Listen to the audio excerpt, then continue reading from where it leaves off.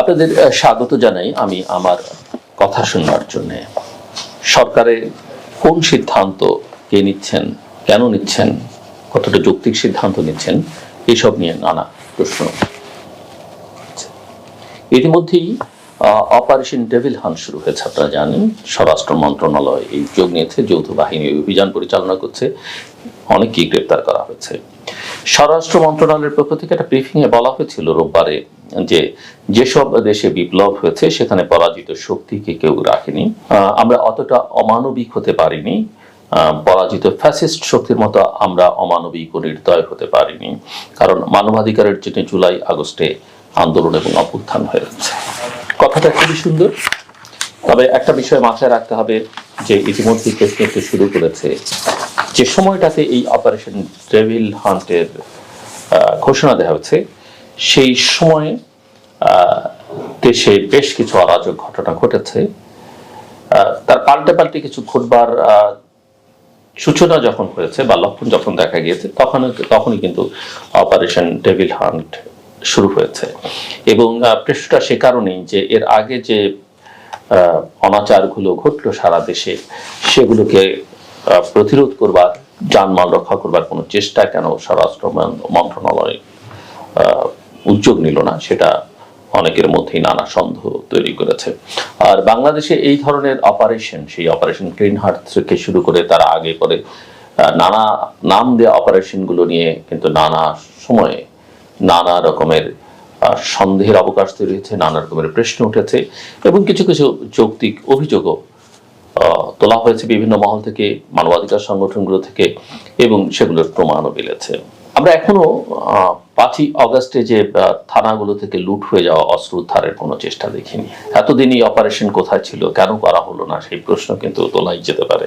এবং একটা কথা অনেকেই বলছেন যে মানবাধিকারের প্রশ্ন যখন তোলা হয় যে আইনই আছে তল্লাশি আটকের সময়, আইন ও নির্দেশনা ঠিক মতো মানলে সমস্যা হওয়ার কথা না। 5ই আগস্টের আগে থেকে সেনাবাহিনী মাঠে আছে আমরা জানি, এবং তাদের ম্যাজিস্ট্রেসি পাওয়ার দেওয়া হয়। দেশে চলমান যৌথ বাহিনীর অভিযানের মধ্যেই কিন্তু অপারেশন ডেভিল হান্ট শুরু হয়েছে। আমরা চাই যে সরকার যেন এই বিষয়ে অত্যন্ত সতর্ক থাকেন যে কোনো মানবাধিকার পরিস্থিতি যেন খারাপের দিকে না যায়, কারো মানবাধিকার যেন লঙ্ঘন না হয়, এবং একই সঙ্গে এটা আমাদের প্রত্যাশা থাকবে যে পুরো বিষয়টা রাজনৈতিক উদ্দেশ্যের জন্য ব্যবহৃত না হয়। অনেকে বলতে পারেন যে রাজনৈতিক উদ্দেশ্যের কথা কেন বলছি, সরকারটা তো একটা নিরপেক্ষ সরকার, নির্দলীয় সরকার। এটা বলবার এখন খুব একটা সুযোগ আছে বলে মনে হয় না, কেননা ইতিমধ্যে সরকারে থাকা অনেকেই একটা বিশেষ দল গঠন করবার প্রক্রিয়ার সঙ্গে যুক্ত আছেন। যারা সেই দলে যুক্ত হবেন তাদের মধ্যে কেউ কেউ সরকার থেকে পদত্যাগ করবেন বলা হচ্ছে, কিন্তু এই প্রক্রিয়ার সঙ্গে যারা যুক্ত আছেন সবাই পদত্যাগ করবার সিদ্ধান্ত এখনো নিচ্ছেন না। আর এই প্রক্রিয়াটাকে সমর্থন যে সরকার প্রধান নিজেও করছেন সেটাও তার লন্ডনের ফাইন্যান্সিয়াল টাইমস পত্রিকার সঙ্গে ইন্টারভিউতে কিন্তু প্রকাশিত হয়েছে। সব মিলিয়ে সরকার ইতিমধ্যেই তার নিরপেক্ষতা প্রশ্নের মুখে ফেলে দিয়েছে, কিন্তু তারপর আমরা আশা করি যেহেতু সবার সমর্থনেই সরকার আছে, নতুন কোনো জটিলতার মধ্যে আমরা যেতে চাই না। আমরা আশা করব যারা নতুন দল গঠন করবার প্রক্রিয়ার মধ্যে আছেন, যে তিনজন অন্তত বিশেষ করে, এবং তাদের যদি কেউ সমর্থন দিয়ে থাকেন, পারসেপশন আছে তাদের সরকারের ভেতরে থাকা কেউ কেউ সমর্থন দিচ্ছেন, নানাভাবে সহায়তা করছেন, এবং কারো কারো অফিসও ব্যবহৃত হচ্ছে এই নতুন দল করবার কাজে।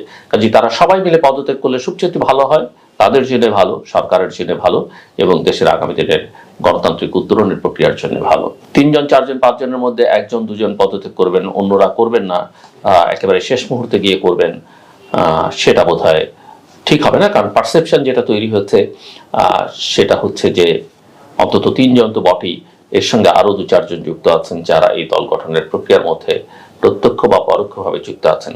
এবং এটা মাথায় রাখতে হবে যে রাজনীতিতে পারসেপশন ম্যাটার করে। আপনি ভালো করলেন কি খারাপ করলেন তাতে খুব বেশি যায় আসে না, পারসেপশনকে মানুষ কিভাবে নিচ্ছে, কিভাবে দেখছে, সেটা অত্যন্ত গুরুত্বপূর্ণ। এবং শুরু থেকেই জনগণ, রাজনৈতিক দলগুলো এটা কোনোভাবে অস্বীকার করবার কোনো সুযোগ নেই। যারা ক্ষমতা আছেন তারাও অস্বীকার করতে পারবেন না যে সরকারকে সবাই সহযোগিতা করতে চেয়েছে, এখনো সবাই সহযোগিতা করতে চায়, এবং সহযোগিতা করবার চেষ্টাটা যতখানি লক্ষণীয়, সহযোগিতা নেওয়ার চেষ্টা তো ততখানি লক্ষণীয় নয়। কিন্তু সরকারের ভূমিকা দেখে এটা মনেই হয় যে অগ্রাধিকার ভিত্তিতে যে কাজগুলো তাদের করবার কথা সেসবের দিকে তাদের খুব একটা মনোযোগ নেই। এবং আমাদের উদ্বেগটা, উৎকণ্ঠাটা এই জায়গাটাতে যে কোনো কোনো ঘটনায় মনে হচ্ছে দেশে যেন সরকারের অস্তিত্ব নেই। বিশেষ করে সাম্প্রতিককালে 32 নম্বরের বাড়ি ভাঙচুর থেকে শুরু করে সারা দেশে যে তাণ্ডব হয়েছে, তাতে সরকার, পুলিশ, সেনাবাহিনী কোনো কিছু ছিল এটা তারা প্রমাণ করতে পারেনি। পুলিশ বলেছে যে তারা চেষ্টা করেছেন, চেষ্টার কোনো লক্ষণ আমরা দেখিনি। সেনাবাহিনীকে আমরা 32 নম্বরে যেতে দেখেছি, আবার তাদের চলেও আসতে দেখেছি। কেন তারা গেলেন, কেন ফেরত আসলেন, তার কোনো সুস্পষ্ট ধারণা আমাদের কাছে নেই। তো আমরা যেটা দেখছি যে সরকারের কর্মকাণ্ডে কর্তৃত্ব বলি, দায়িত্ব বলি, এই দুটো বিষয়ের মধ্যে অসঙ্গতি রয়েছে, যথেষ্ট পরিমাণে অবহেলা রয়েছে। এবং এইসব ঘটনাবলীকে উস্কানিদাতা হিসেবে যদি আমরা সাইকোপ্যাথ বা বিগত দিনে ক্ষমতায় থাকা দের অভিযুক্ত করি, তাহলে এখন যারা ক্ষমতা আছেন এইসব ঘটনায় তারা অনেকখানি আশকারা দিয়েছেন, সেটা বললে অত্যুক্তি হবে না। এবং ফেসবুকে যদি সরকারের সমর্থক হিসেবে পরিচিত লোকজন যারা কোনো ন্যায়সঙ্গত কথা বললে অনেকে হঠাৎ করে খুব ছাপিয়ে পড়েন, সেই আওয়ামী স্টাইলের মতোই নানাভাবে যে যুক্তিগুলো তারা তুলে ধরবার চেষ্টা করছেন, আমরা উপদেষ্টারা তাদের প্রতি সম্পূর্ণ শ্রদ্ধা রেখে বলছি যে ভাষায় তাদের যুক্তি তর্কগুলো তুলে ধরবার চেষ্টা করছেন, কথা বলছেন, কোনো কোনো সময় সেসবের মধ্যে বিরোধ তৈরি হচ্ছে। তাদের একজনের কথার সাথে আরেকজনের কথার আমরা মিল খুঁজে পাই না, এবং কোনো কোনো ক্ষেত্রে তাদের নিজেদের কথার মধ্যে যথেষ্ট পরিমাণের অসঙ্গতি, অর্থাৎ সকালের কথার বিকেলের কথাকে একসঙ্গে বেলানো যায় না। এবং এর একটা পরিণতি হচ্ছে যে আওয়ামী লীগকে বাংলাদেশ থেকে নিশ্চিহ্ন করবার ঘোষণা দিয়ে করা এই কাজগুলো আসলে আওয়ামী লীগের পুনর্বাসন এবং প্রত্যাবাসনের পথকে সুগম করছে। মানুষের এক ধরনের সহানুভূতি তৈরি হচ্ছে তাদের উপরে।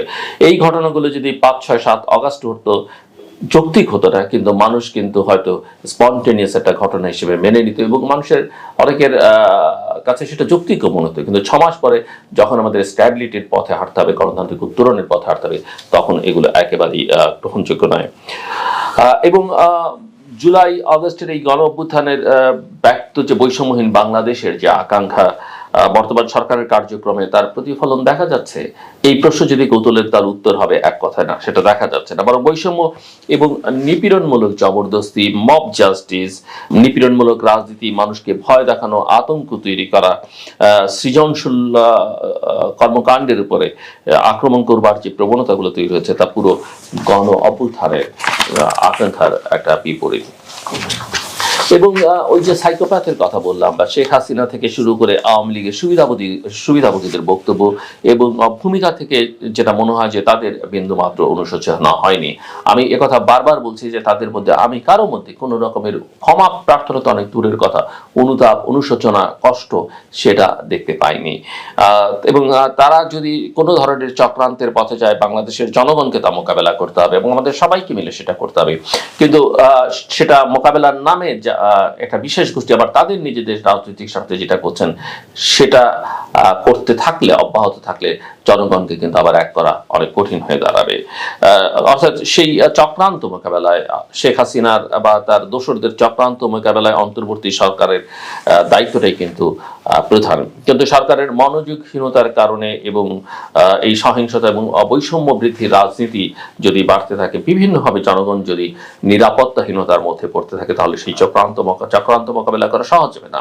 মানুষ নানা কারণে অতিষ্ঠ, আইন শৃঙ্খলা পরিস্থিতি খুবই খারাপ, দেশে চুরি, ছিনতাই, ডাকাতি এগুলো বেড়ে গেছে, দ্রব্যমূল্যের ঊর্ধ্বগতি মানুষের জীবনকে অতিষ্ঠ করে তুলেছে।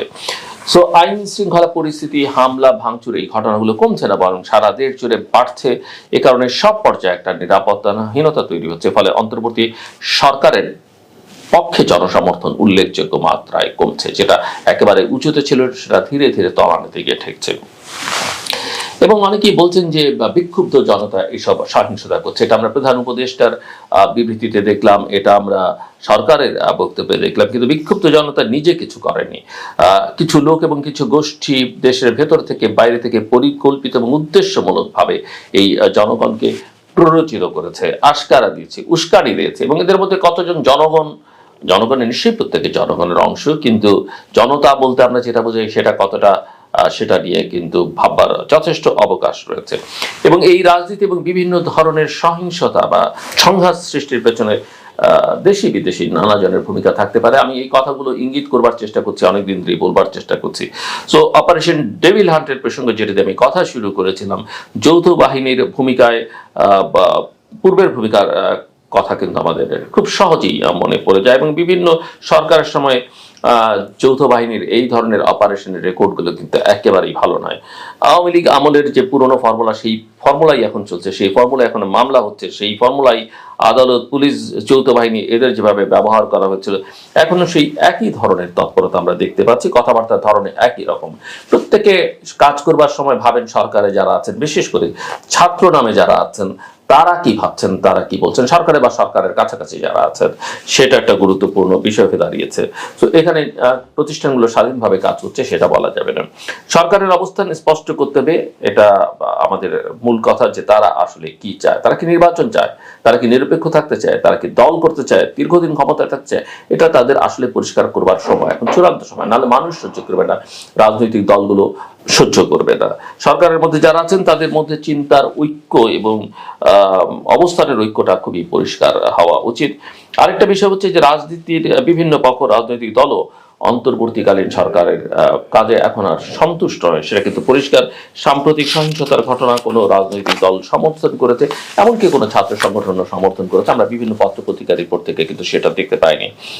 প্রধান উপদেষ্টা সমর্থন করছেন না, সরকার সমর্থন করছে না, কিন্তু তাদের বিবৃতিতে যথেষ্ট কন্ট্রাডিকশন রয়েছে। সেটা বলা যায় অতীতের মতো বিচার বহির্ভূত হত্যাকাণ্ড বা তৎপরতা, হয়রানি করা, গোয়েন্দা সংস্থাগুলো এসে তুলে নিয়ে যাওয়া এবং পুরনো দিনের মতো সেই গল্প বানানো, এগুলোর কিছু কিছু লক্ষণ কিন্তু এখনো দেখা যাচ্ছে। সো পরিস্থিতি দেখে মনে হচ্ছে যে যত দ্রুত একটা নির্বাচনের দিকে যাওয়া যায় ততই দেশের জন্য মঙ্গল, এবং সরকারের সেটাই প্রধান কাজ হওয়া উচিত। এবং তারা যত শিগগির একটা নির্বাচন দিতে পারবেন, আমরা তত দ্রুত অনিশ্চয়তার হাত থেকে রক্ষা পাবো। কারণ বাংলাদেশ এখন অনিশ্চয়তা, অস্থিরতার একটা দেশ হয়ে দাঁড়িয়েছে। এখান থেকে বাংলাদেশকে মুক্ত করা অত্যন্ত জরুরি। আমার কথা শুনবার জন্য আপনাদের অসংখ্য ধন্যবাদ। আপনারা সবাই ভালো থাকবেন এবং নিরাপদে থাকবেন অবশ্যই।